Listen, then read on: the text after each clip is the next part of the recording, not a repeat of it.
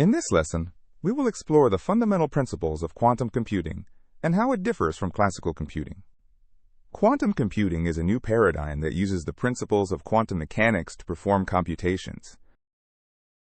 Let's start by understanding what quantum computing actually is.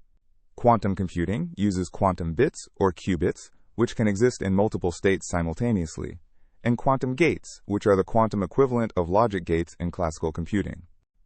A qubit is a linear combination of the states 0 and 1, where alpha and beta are complex coefficients. One of the key features of quantum computing is quantum parallelism.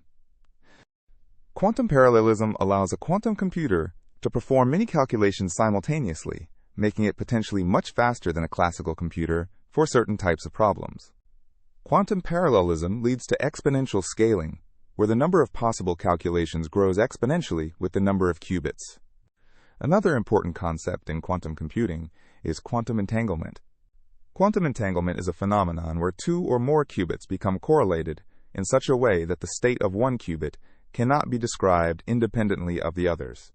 Entanglement leads to correlated qubits, which is a fundamental resource for quantum computing and quantum information processing.